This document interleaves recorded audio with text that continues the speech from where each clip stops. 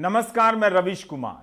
किसान आंदोलन को कवर करने के लिए केवल किसानों को जानना जरूरी नहीं है, कीलों के बारे में जानना जरूरी नहीं है, कटीली तारों के बारे में जानना जरूरी नहीं है, रेहाना के बारे में भी जानना जरूरी है। कसमों में श्रेष्ठ कसम, विद्या कसम खाकर कहता हूं, मैं रेहाना के बारे में नहीं जानता था।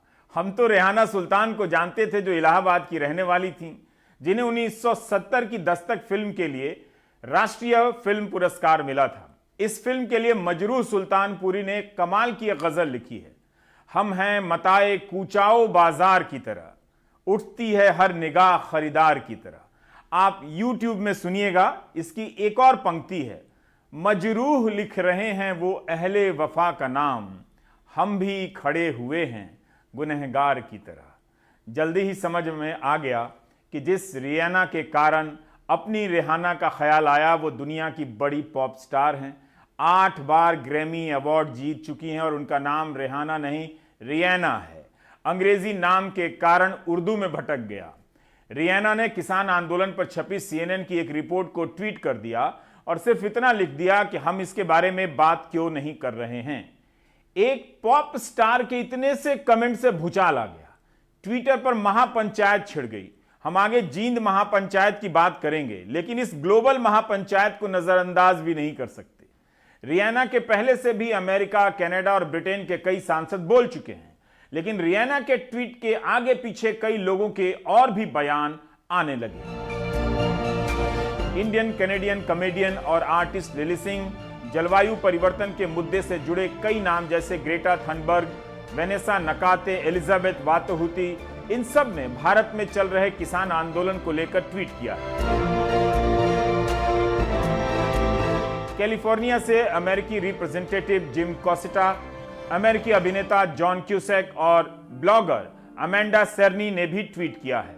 ब्रिटेन की संसद में किसान आंदोलन और प्रेस की आजादी को लेकर बहस हो सकती है। लेबर और कंजर्वेटिव सांसदों ने भी इस पर चलाई गई एक याचिका को सपोर्ट किया है।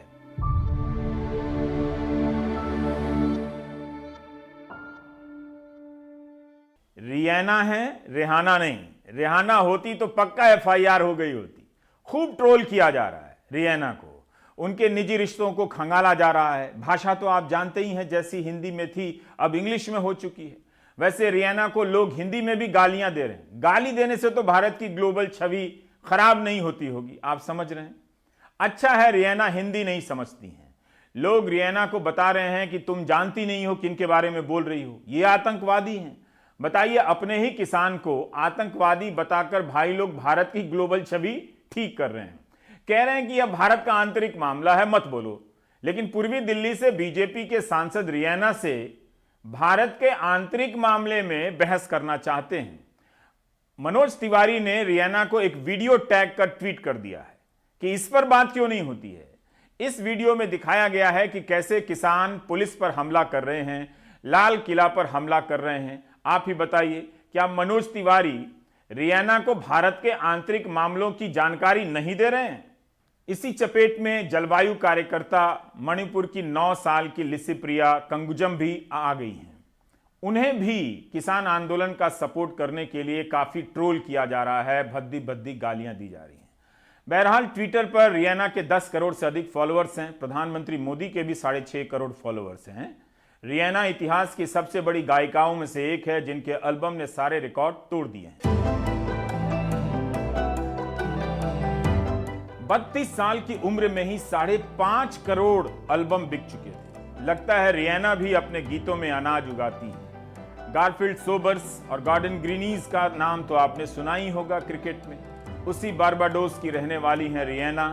एक अमेरिकी प्रोड्यूसर ने उनकी प्रतिभा को पहचाना और अपने देश में ले आए।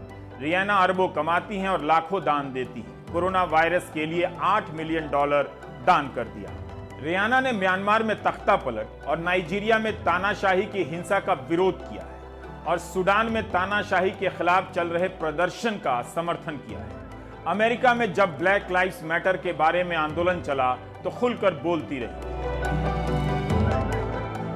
अमेरिका की उपराष्ट्रपति कमला हैरिस की भांजी मीना हैरिस ने भी ट्वीट कर दिया है और किसान आंदोलन की तस्वीरों के साथ लिखा है कि यह संयोग की बात नहीं है कि एक महीना पहले दुनिया के सबसे पुराने लोकतंत्र पर हमला हुआ और आज दुनिया के सबसे बड़े लोकतंत्र पर हमला हो रहा है।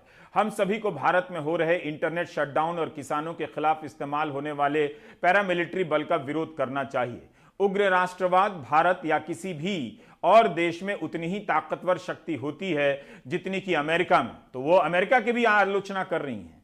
ये तभी रुकेगा जब तक हम इस सच्चाई को नहीं स्वीकारते कि फांसीवादी तानाशाह कहीं नहीं जाने वाले हैं। इसके लिए लोगों को संगठित और एकजुट होना होगा। आप किस भारतीय कलाकार को जानते हैं जो सूडान, नाइजीरिया, म्यांमार में तानाशाही के खिलाफ बोलते हैं? क्या उन्हें किसी ने दूसरे देश के भीतरी मामलों में बोलने से मना किया है? कहीं भी तानाशाही हो, उसके खिलाफ हर देश के नागरिक को बोलना चाहिए। अब रियाना का ट्वीट आया तो उसके खिलाफ भारतीय फिल्म कलाकारों के ट्वीट आने लगे कि हमें एकजुट रहना है, हमें बंटना नहीं है। लेकिन 2 महीने से किसान आंदोलन पर हैं, उन फिल्म स्टारों के ट्वीट नहीं आए। क्या किसी के कहने पर रियाना के ट्वीट का जवाब दिया जा रहा है, या सचमुच उनकी अंतरात्मा ने कहा कि वो किसानों को छोड़कर रियाना के ट्वीट के खिलाफ एकजुट नजर आना चाहते हैं?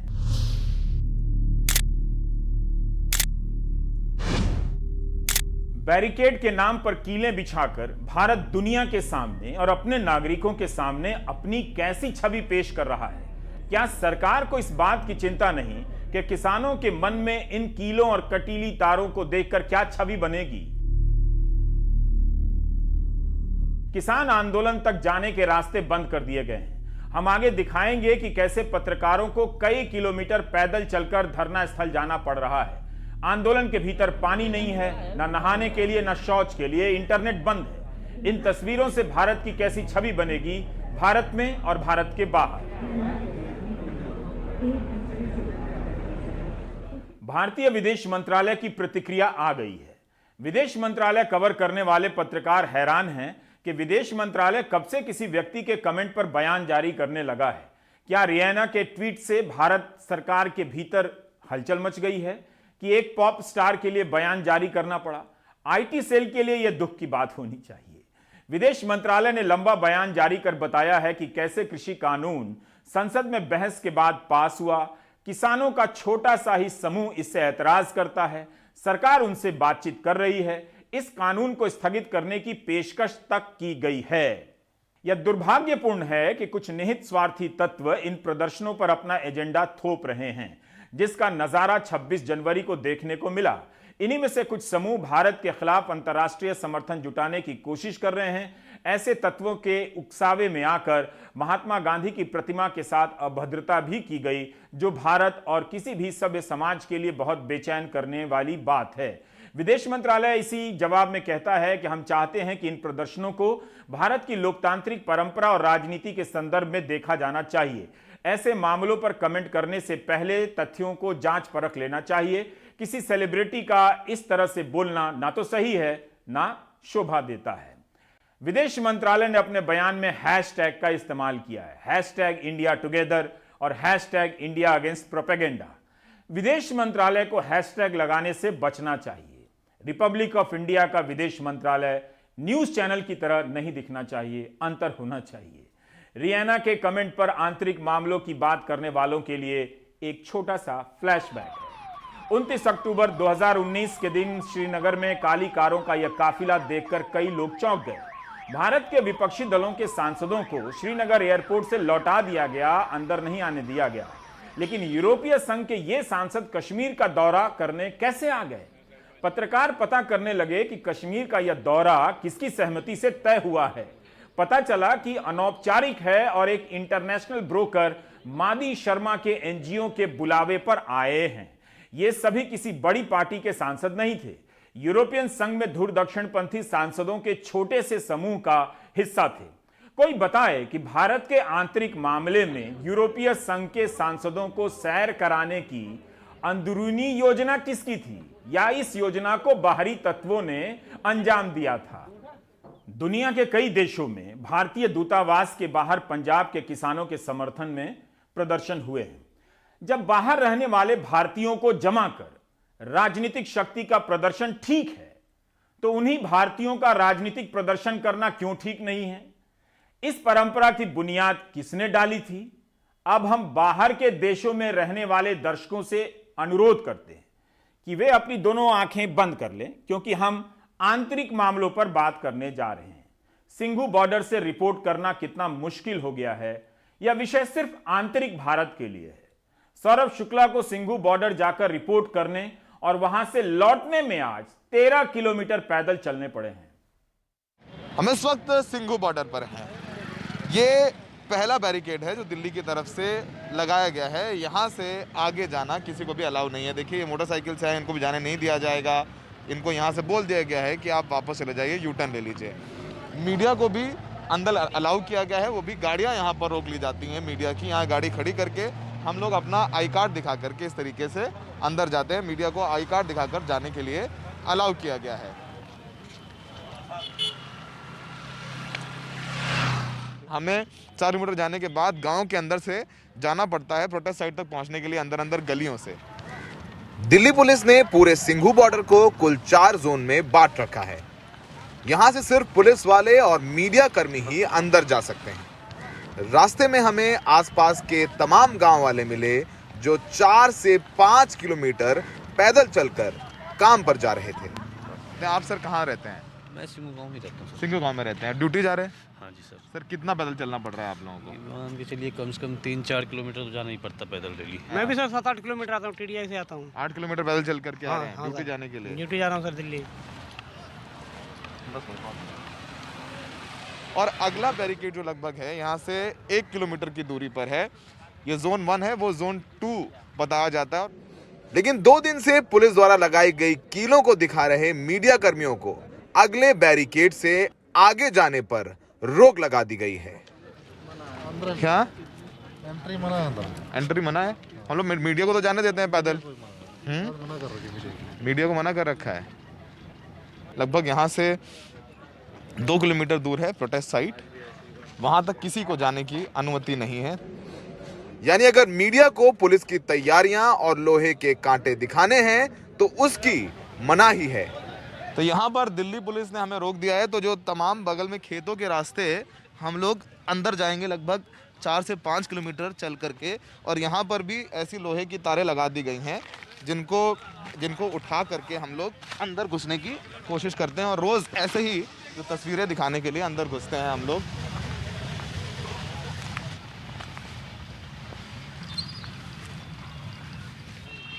अब हम खेतों से होकर के सिंघू गांव आ गए हैं। यहाँ पर बीच बीच में पुलिस की तैनाती भी की गई है कि अगर कोई किसान आता दिखे तो उसको भी रोक दिया जाए।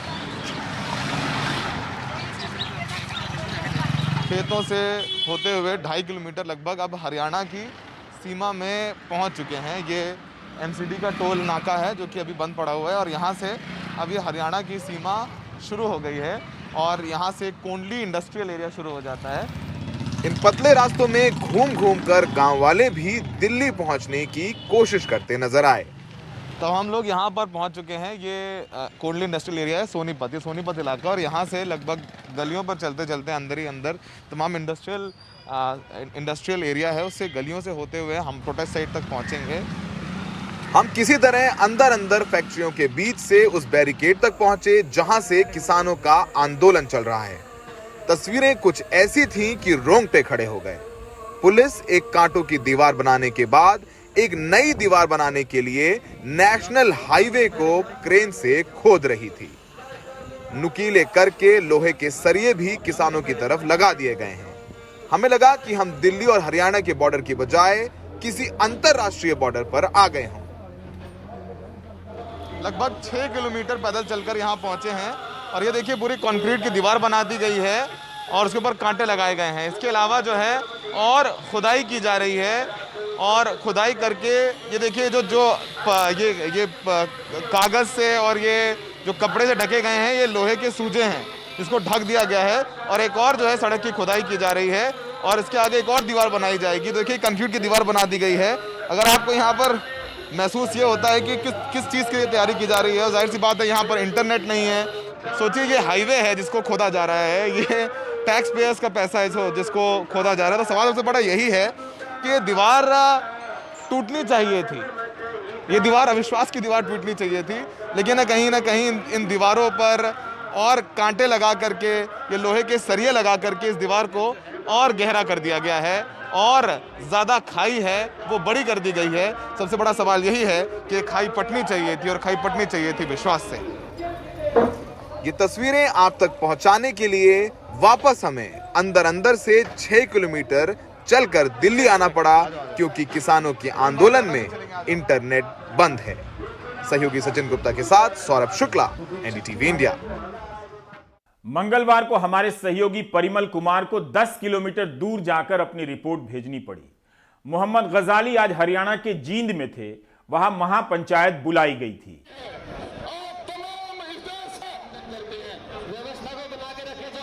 मुजफ्फरनगर की महापंचायत के बाद जींद के कंडाला की यह महापंचायत ने किसान आंदोलन में नई जान डाल दी है। किसानों की पंचायतों में जुट रही भीड़ किसान नेताओं का मनोबल बढ़ा रही है कि अब कानून वापसी मुमकिन है। इसी के साथ अरसे बाद किसानों की पंचायत की वापसी हो रही है। उनकी भूमिका काफी कमजोर हो चुकी थी। अक्सर ऐसी पंचायतों को किसी बिरादरी से जोड़ा जाता था, लेकिन इनमें सभी समाज के किसान और नेता हैं। सबका बैनर और पहचान एक ही है, किसान की पहचान का बैनर। किसान आंदोलन को गैर राजनीतिक नेतृत्व और आधार देने के लिए इन महापंचायतों के पास जाने के अलावा दूसरा रास्ता नहीं बचा था। किसान इन महापंचायतों के जरिए याद दिला रहे हैं कि वे अपनी पुरानी ताकत को पहचानने लगे हैं। यहां भीड़ काफी हो गई। राकेश टिकैत जहां भी जा रहे हैं, लोग उन्हें घेर ले रहे हैं। उनके अड़ जाने से लगता है कि किसानों का मनोबल वापस आया है। इतना ज्यादा घेर लिए जा रहे हैं कि जिस मंच पर बैठे थे वो मंच ही गिर गया। यह राकेश टिकैत से ज्यादा किसानों के मनोबल की वापसी का संकेत है। हर महापंचायत में राकेश टिकैत की मांग बढ़ गई है। कंडेला महापंचायत में मांग की गई कि तीनों कानून रद्द किए जाएं, स्वामीनाथन कमेटी की रिपोर्ट लागू हो और किसानों का कर्जा माफ हो। 26 जनवरी को पकड़े गए आदमी और ट्रैक्टरों को रिहा किया जाए, मुकदमे वापस लिए जाएं। कंडेला गांव का अपना राजनीतिक महत्व है। यहां पर फरवरी 2000 में बिजली बिल माफी को लेकर बड़ा आंदोलन चला। ओम प्रकाश चौटाला ने पूरी माफी का वादा कर चुनाव जीत लिया और जीतने के बाद पूरी माफी नहीं की। खूब धरना प्रदर्शन हुआ और पुलिस की गोली से 9 किसानों की मौत हो गई। इसके विरोध में 18 साल तक इस गांव के लोगों ने ओम प्रकाश चौटाला को कंडाला में नहीं आने दिया। अभय सिंह चौटाला ने जनवरी 2019 में उनकी मौत के लिए माफी मांगी थी, किसानों की मौत के लिए। 2018 में दुष्यंत चौटाला ने जब अलग पार्टी बनाई, तब जाकर उन्हें इस गांव में आने दिया गया था। किसान पंचायत तो सिर्फ एक किसानों के, उसमें अपने अपने संगठन हैं। खाप पंचायत तो सामाजिक, उसमें जो काम है उसमें भी हिस्सा लेती है। भाई किसी का आपस में रौड़ा हो जाए, भाई बहू छोरी का है और किसी का है, लेकिन ये खाप पंचायत वाले भी सारे किसान हैं। तो किसान खाप पंचायतों ने, उत्तरी भारत की खाप पंचायतों का मैं राष्ट्रीय संयोजक भी हूँ और कंडेला खाप का प्रधान भी हूँ, तो सारी खाप पंचायतों ने समर्थन कर दिया। हरियाणा के किस किस संगठन से लोग यहाँ आ रहे हैं? यहाँ से जो हरियाणा के चाहे 50 संगठन हो, चाहे 20 संगठन हो, सभी आएंगे और जो संयुक्त मोर्चा है उसके लोग भी आएंगे। किसी एक जाति, धर्म, तबका, किसी एक का ये पंचायत नहीं है? नहीं, ये 36 बिरादरी की पंचायत है। हमारे तो 36 बिरादरी चंदा देती है। जैसे हमने 200 रुपए किला लगाया है, 36 बिरादरी ने दिया है। जो हमारे कंडेला खाप में 36 बिरादरी के लोग वहाँ धरने पे बैठे हैं। 36 बिरादरी के सभी खापों में भी और सभी किसानों में भी सभी जाते हैं। मुख्य काम जो खाप पंचायत हो, सामाजिक ताने बांधने के लिए गठित की गई थी और आज भी काफी खापों का बहुत ज्यादा योगदान है। और जैसे अब ये किसान आंदोलन है, इसमें चले हैं, इसमें भी पूरे हरियाणा की जो खाप पंचायत है भरपूर तौर पर किसान आंदोलन के साथ आज खड़ी है। तो क्या खाप जो होती है किसी एक गोत्र या कास्ट की होती है या गांव में ही बनी होती है किसी, इसके बारे में बताएं। नहीं, गोत्र के अनुसार भी होती है और कई 12, 6 गामा, उसमें सभी जाति के जो गांव में बसने वाले लोग हैं वो सभी उस खाप के अधीन, उनकी सहमति से बनती है। बिल्कुल बिल्कुल, सबकी सहमति से बनते हैं। महापंचायत जो आप कर रहे हैं, इस महापंचायत को क्या कहा जाए? अगर सरल शब्दों में समझाना चाहे, महापंचायत किसे कहते हैं?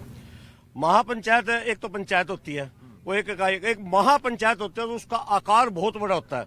दूर दराज की खापे, दूर दराज के जैसे किसान आंदोलन के लोग नेता, उसको महा का नाम दिया जाता है, यानी बहुत बड़ी पंचायत इसको माना जाता है। गोदी मीडिया के जमाने में अब हर आंदोलन अपना मीडिया लेकर चलने लगा है।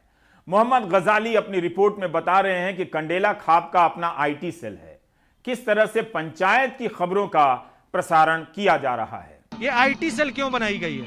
ये आईटी सेल इसलिए बनाई गई है क्योंकि जो किसान आंदोलन के चलते अभी गवर्नमेंट ने 5-6 दिन से नेट बंद कर दिया है। जो ये अभी राकेश टिकैत जी हमारे नेता यहाँ पे आ रहे हैं, उनका मैसेज कन्वे करने के लिए लोगों को इंटरनेट नहीं अवेलेबल हो पा रहा है, तो हम लोगों ने अपनी एक आईटी सेल बनाई है ताकि इस प्रोग्राम और मैसेज को ज्यादा से ज्यादा किसानों तक पहुंचाया जा सके।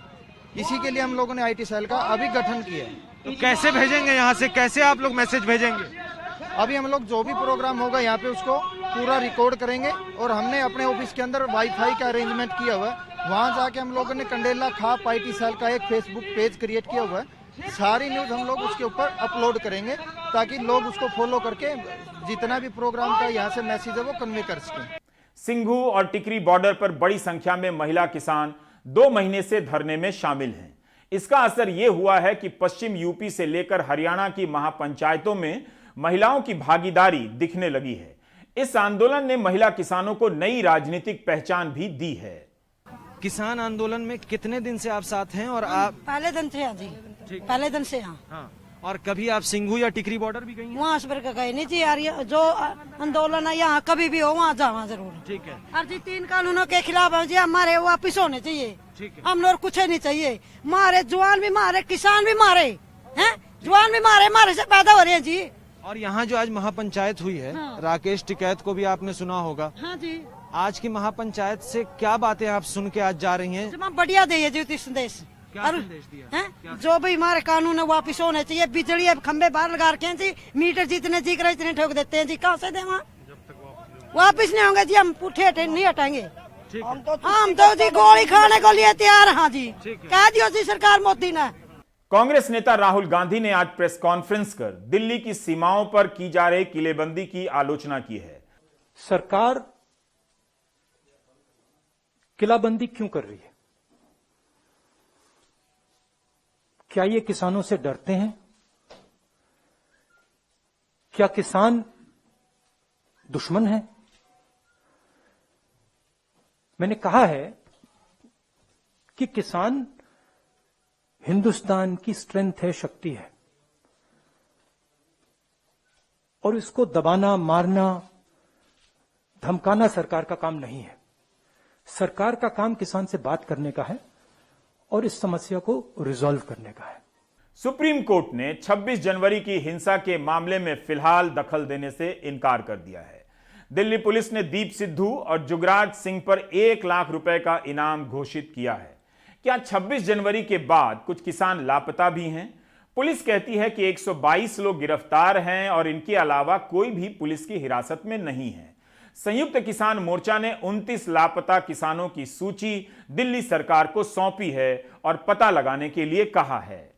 कल जो लिस्ट में हमको मिली 115 लोगों की जो तिहाड़ जेल में हैं, तो 29 लोगों की लिस्ट जो हमने दिल्ली सरकार को दी जो मिसिंग थे, तो रात हमने इसको टैली किया है, तो जो 29 लोगों की लिस्ट है उनमें से 11 लोग तो मिल गए हैं। अच्छा। वो तिहाड़ जेल में है, 9 हरियाणा से हैं और 2 पंजाब से हैं। लेकिन अभी भी बहुत सारे लोगों की सूचना नहीं मिल रही है। हाँ, 18 जो अभी तक जानकारी है। अच्छा। जो हमने 5 नंबर जारी किए हैं उस पर फ़ोन आएंगे, वो शाम को हम एनालिसिस करेंगे कि और कितने लोगों की कितने लोग और मिस हैं।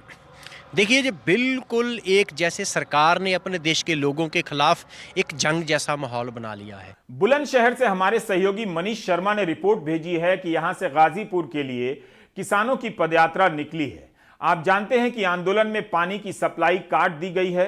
लोगों को पानी की बहुत दिक्कत हो रही है। तो बुलंदशहर के किसान पानी भी लेकर गाजीपुर की तरफ चले हैं। 36 गांवों का पानी लेकर किसान निकले हैं। मतलब 36 बिरादरी के गांवों का पानी जा रहा है।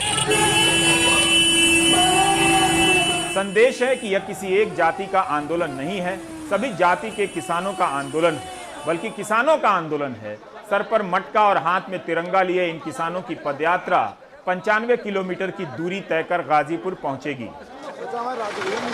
किसान नेता मांगेराम त्यागी की अगुवाई में किसानों का दल आज रवाना हुआ। मनीष ने बताया कि 1,500 से 2,000 किसान पैदल गाजीपुर की तरफ निकले हैं। 36 गांवों से और 36 जातियों का, 36 कुओं का, 36 नलों का पानी लेकर हम जो है टिकैत साहब के लिए जा रहे हैं, क्योंकि वहाँ की निर्दयी सरकार ने पानी बंद कर दिया था उनको। तो यहाँ से हम लोग पदयात्रा के रूप में चल रहे हैं और यहाँ से पदयात्रा करते हुए पानी का आपने कलश देखा होगा, तो पानी लेकर हम लोग जा रहे हैं और सरकार को ये दिखाना चाहते हैं। इसमें 36 जातियों के लोग हैं, त्यागी हैं, ब्राह्मण हैं, जाट हैं, ठाकुर हैं, राजपूत हैं और मोमडन्स हैं, वाल्मीकि भी हैं, इसमें जाटव भी है, दलित समाज है, सब लोग हमारे साथ हैं इस वक्त। पिछले दिनों खबर आई थी कि सीतापुर के प्रशासन ने किसानों को नोटिस दिया है कि क्यों ना शांति भंग करने की आशंका में उनसे 10 लाख तक के बॉन्ड भराए जाएं। इस पर इलाहाबाद हाईकोर्ट ने नाराजगी जाहिर की। यूपी सरकार ने अदालत को बताया है कि 162 किसानों को नोटिस जारी किए गए थे, जो अब रद्द किए जा रहे हैं। जो घटना हुई थी गंगापुर सिटी में वसुंधरा कॉलोनी में, राजस्थान के करौली में भी पंचायत हुई। रानौली गांव में हुई पंचायत में महिलाओं ने भी भाषण दिया। यहां मंच पर केवल किसानों को जगह दी जा रही है। राजनेता से लेकर दूसरे सभी आ सकते हैं, मगर उनसे नीचे जाजम पर बैठने को कहा जा रहा है। करौली की इस सभा को राजेश्वरी मीणा और विमला जी ने भी संबोधित किया है। राम सहाय मीणा नाम के एक किसान ने किसान आंदोलन को 1 लाख रुपए देने की घोषणा की है। राजस्थान के कई जिलों में महापंचायतें होने वाली हैं। 21 बच्चे जो हिरासत में ले लिए थे, उनको छुड़ाने के लिए 21 महिलाएं मेरे आह्वान पर उतरी मोड़ तक गई। बीच में कई गोले आए, लेकिन क्या हुआ कि बीच में कई बच्चों ने शीशे से बने हुए मकानों पर पत्थर फेंके थे। रविश रंजन ने गाजीपुर बॉर्डर पर कुछ किसानों से बात की। 2013 के मुजफ्फरनगर दंगों के बाद से ग्रामीण समाज का भाईचारा टूट गया था। रविश जानना चाहते हैं कि क्या भाईचारे की भी वापसी हो रही है। After walking out, coming out and disturbing, they themselves they were demanding that there should be question over, and government has agreed, and government question over is going on. एक तरफ नेताओं के बीच कृषि कानून पर संसद में चर्चा चल रही है, दूसरी तरफ किसानों के समर्थन में जगह जगह पंचायत हो रही है।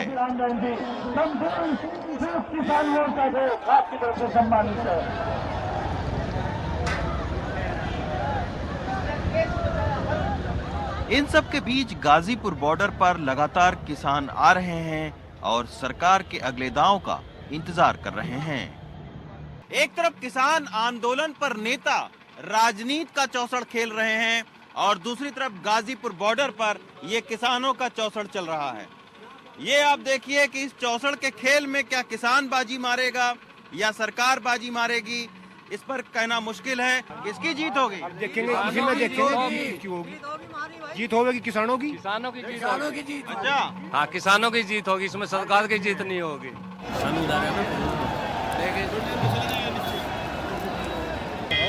उधर राकेश टिकैत के पक्ष में हो रही पंचायतें लगातार किसानों को एकजुट कर रही हैं। मुजफ्फरनगर दंगों के वक्त जिन पंचायतों ने किसानों को बांटा था, अब हो रही पंचायतें सौबीर सिंह, कमरुद्दीन और प्रगट सिंह जैसे लोगों को जोड़ रही हैं। किसानों का कहना है कि पंचायतों से राजनीतिक दलों में बटा किसान एक हो रहा है। अगर आपका यही सवाल है कि हिंदू मुस्लिम, हम तो कहेंगे इन्होंने कराया था।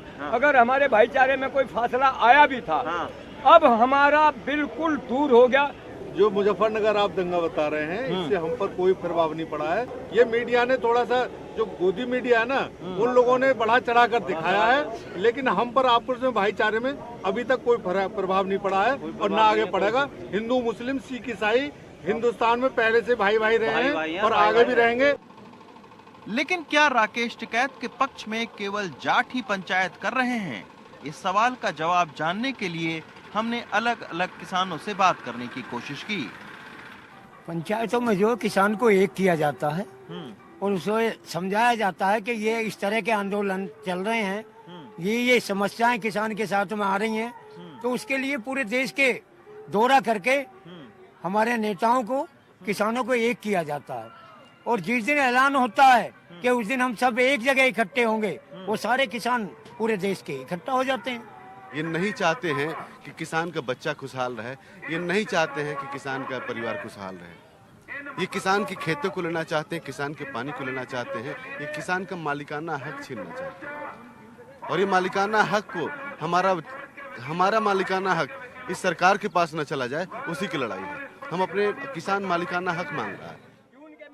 हालांकि उत्तर प्रदेश और हरियाणा सरकार किसानों को रोकने की कोशिश कर रही हैं, लेकिन पंचायतों में उमड़ रही भीड़ ये दिखा रही है कि ये पंचायतें किसान आंदोलन को एक नई ताकत दे रही हैं। गाजीपुर बॉर्डर से राहुल और एन रवि के साथ रवीश रंजन शुक्ला, एनडीटीवी इंडिया। किसान आंदोलन का 72वां दिन है। ट्विटर पर धारणाओं की लड़ाई और गोदी मीडिया के हमले के बाद भी यह आंदोलन हर दिन एक नया मोड़ ले लेता है, 2 कदम आगे चल देता है। बाकी ब्रेक के बाद।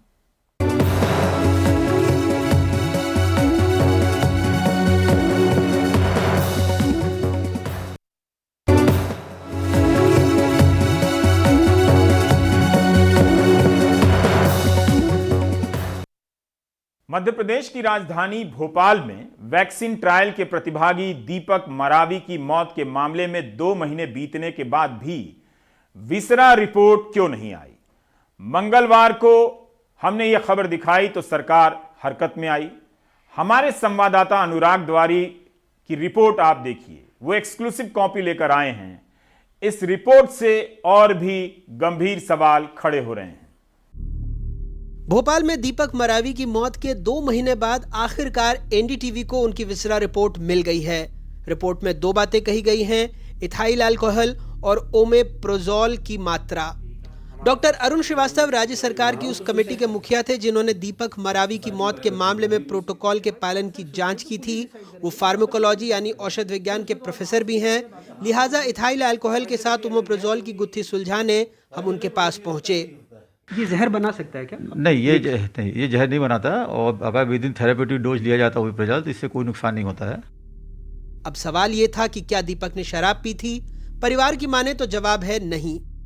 आप ये कह रहे हैं वो शराब पीते नहीं थे? नहीं, पैसे ही नहीं थे, ना कहीं जाते थे, काम पर जाते थे, तो वहाँ जाना बंद कर दिया था उन्होंने। हमने आपको ये भी बताया था कि कैसे 1 जनवरी को डीएसएमबी सदस्यों के साथ पोस्टमार्टम रिपोर्ट साझा की गई, जिसमें एक सदस्य ने इसे संभवतः आत्महत्या बताया था। लेकिन क्या पुलिस विसरा और पोस्टमार्टम के आधार पर किसी नतीजे पर पहुंच सकती है? आखिरकार अगर मामला आत्महत्या का है तो ये तय तो पुलिस ही करेगी, क्योंकि पोस्टमार्टम में किसी बाहरी चोट का जिक्र नहीं है जो अमूमन आत्महत्या से लग सकती है। पुलिस फिलहाल सवाल ही पूछ रही है। One thing is very clear कि वो एफएसएल रिपोर्ट में हम पुख्ता तौर पर नहीं कह सकते, लेकिन एक बात एफएसएल रिपोर्ट में आई है, इथाइल अल्कोहल और ओमेप्रोजोल की मात्रा के बारे में। हम मेडिको लीगल सेल और एफएसएल से पूछ रहे हैं कि ये मिश्रण जहरीला कैसे हो सकता है जिससे किसी की मौत हो जाए। हमें एफएसएल रिपोर्ट मिल गई है, हम जाँच कर रहे हैं। How it led to the individual's death. एक बात और है, अस्पताल ने अपनी रिपोर्ट में लिखा था कि उन्हें दीपक के शराब पीने के बारे में जानकारी नहीं है, न ही किसी पूर्व मेडिकल हिस्ट्री की। जानकार कहते हैं विसरा रिपोर्ट के बाद और भी जरूरी हो जाता है कि मामले की पुख्ता जांच हो, ताकि हर संशय का जवाब और परिवार को इंसाफ मिल सके। आखिरकार अस्पताल का भी कहना था कि वो 7 दिनों तक पूरी खोज खबर रख रहे थे, तो अगर दीपक ने कोई दवा ली थी तो अस्पताल को जानकारी क्यों नहीं मिली? हमने बार बार दोहराया है कि हमें नहीं पता कि मौत की वजह वैक्सीन है या कुछ और, हम ये बता भी नहीं सकते। लेकिन सार्वजनिक स्वास्थ्य के इस बड़े मामले की गुत्थी इतना तो तय है कि उलझी हुई है, केंद्र सरकार को इसे सुलझाना है। विसरा रिपोर्ट के बाद हमने केंद्र, कंपनी दोनों से ईमेल के जरिए संपर्क किया, लेकिन कहीं से कोई जवाब नहीं मिला। भोपाल से कैमरा पर्सन रिजवान खान के साथ अनुराग द्वारी, एनडीटीवी इंडिया।